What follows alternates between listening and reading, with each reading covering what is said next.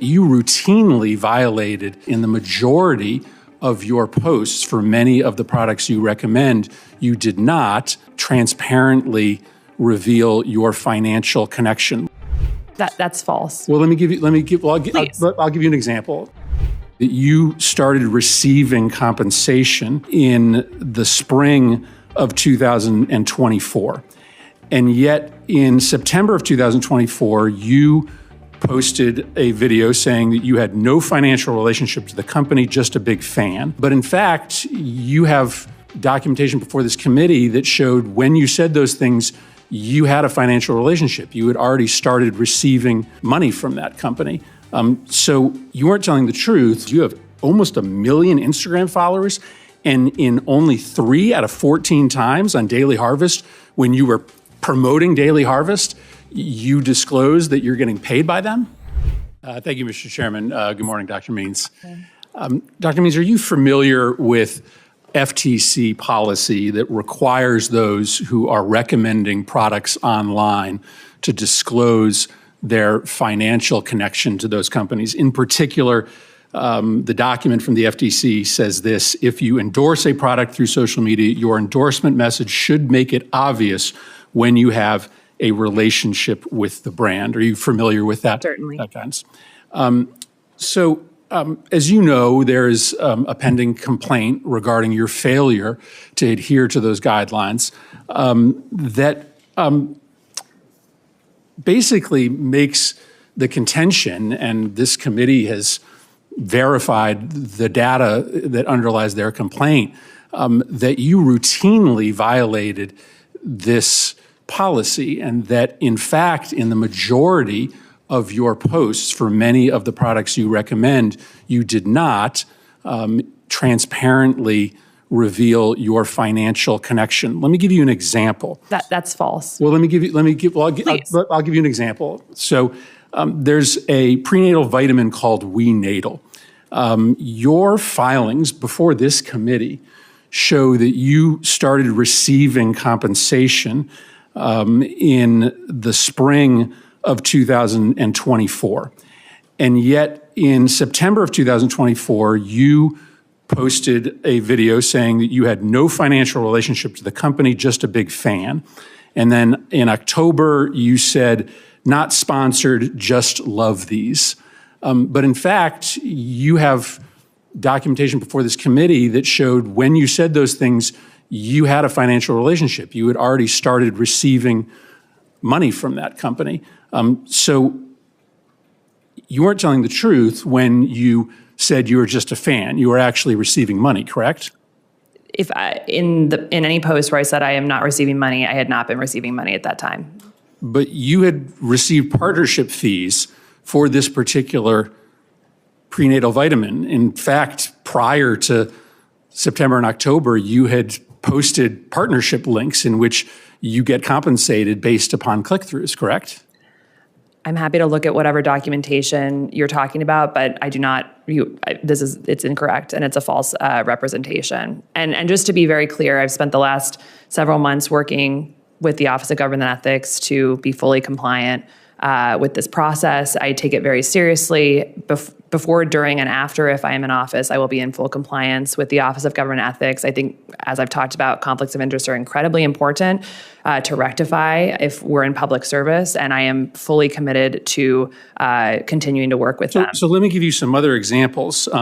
Function Health, which is your lab testing platform, data shows that you disclosed your partnership with them less than a third of the time that you recommended their services online. Genova Diagnostics, you disclosed your sponsorship in only 2 of the 9 times that you promoted Genova. Daily Harvest, you disclosed your sponsorship in only 3 of the 14 posts recommending that product. Zen Basil Seeds, you disclosed your partnership only 2 out of the 13 times that you recommended the product. This seems systemic. It seems that in the majority of instances in which you were, as a medical professional, recommending a product, you were hiding the fact that you had a financial partnership. You seem to be in regular willful violation of the FTC rules. That is concerning as someone who agrees with Senator Cassidy that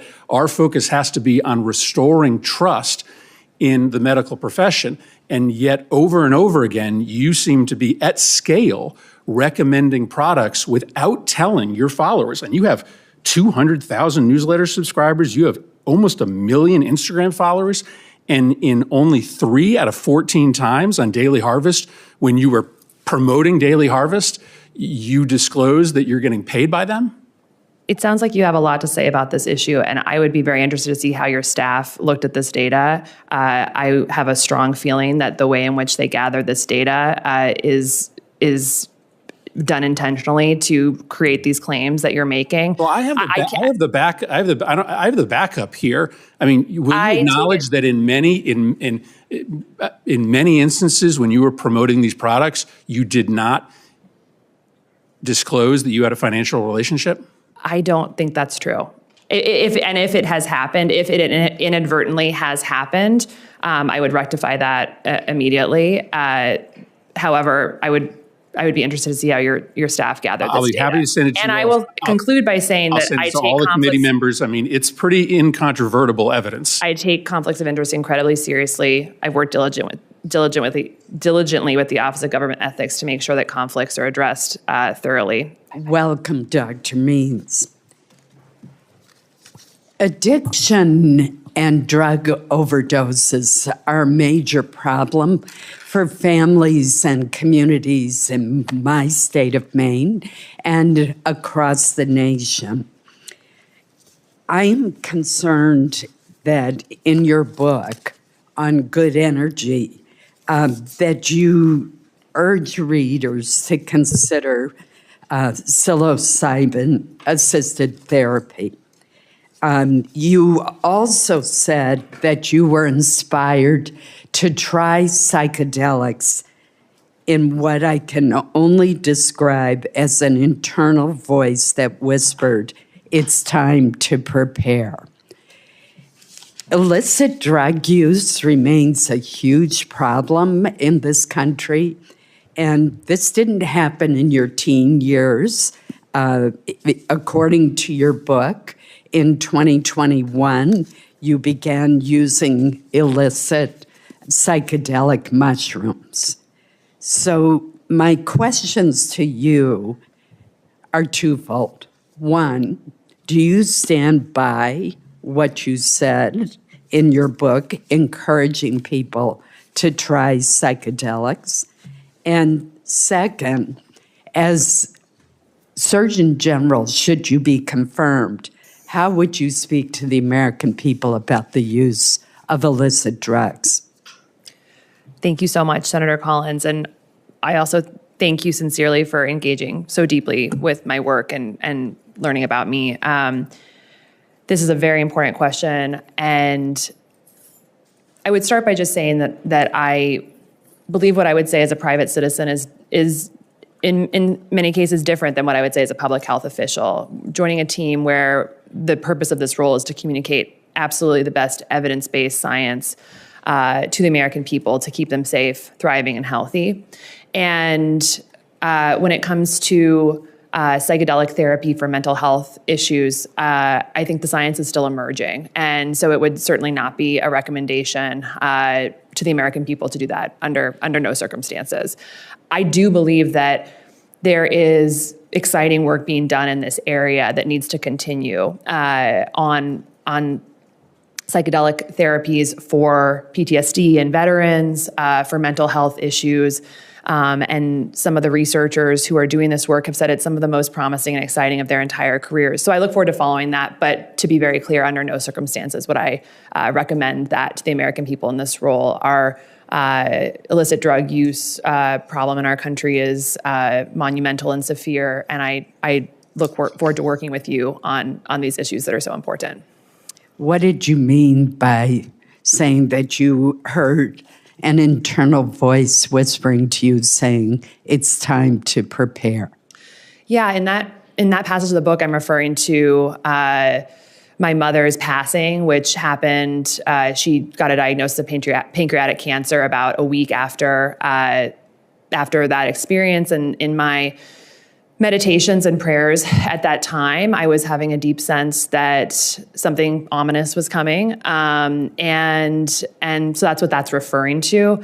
I think when I speak of spirituality, and, I do believe Americans are ready to hear about spirituality as it pertains to medicine. 80% of Americans are spiritual or religious. There's amazing evidence coming out of Columbia University, the lab of Dr. Lisa Miller, that spirituality has a large impact on health outcomes. And, so certainly that's a personal anecdote. I again am committed to sharing only the best solid science with Americans on how to be healthy. I understand totally what you're saying about spirituality, and I'm sorry about the loss of your mother. It's the link to illicit drugs that I'm having a hard time with. But I have very little time left, so I want to go to another issue, and that is in the staff interview when you were talking about wasteful spending, you referred specifically to money that NIH spent on Alzheimer's research that, quote, proved to be fraudulent. And you were referring to the amyloid plaque research replication issue that was discussed in the New York Times. That story, however, has been largely debunked and countered. So I just want to make sure that I know for certain whether you are for vigorous research on looking at a wide variety of factors when it comes to Alzheimer's disease and other dementias. Unquestionably, full-throatedly, yes. This is one of the most devastating diseases facing Americans today. It's one that I'm very passionate about, particularly in light of research showing that early onset Alzheimer's dementia in as early as the 50s is starting to rise at a significant rate. I believe that we need to be studying, like you said, all the different medical, genetic, lifestyle, environmental factors that can be contributing to this. And when I look at the research that some of the research that I'm very excited to elevate in the conversation, if I'm confirmed, I'd point to the Lancet study from 2024 about the modifiable risk factors for Alzheimer's dementia, which I'm sure you're familiar with, which showed that with 14 modifiable factors, we could reduce 45% of Alzheimer's dementia cases. This is incredible. This isn't really the type of research that we've been hearing from the medical community. We hear a lot about drugs. We hear a lot about interventions that slow decline once we're sick. But that's the type of research, like from the Lancet, major medical journal, that I really look forward to elevating, supporting further research like that can really help Americans be empowered to prevent this disease when we can. Thank you.